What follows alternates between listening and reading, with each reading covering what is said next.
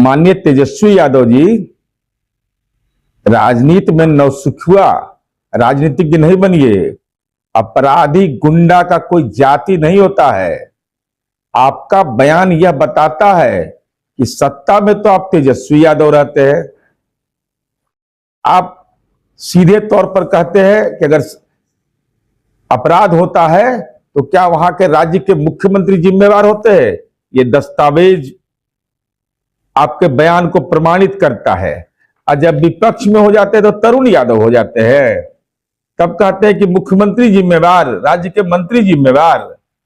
अपराध का की व्याख्या जाति धर्म के नाम पर नहीं होता है।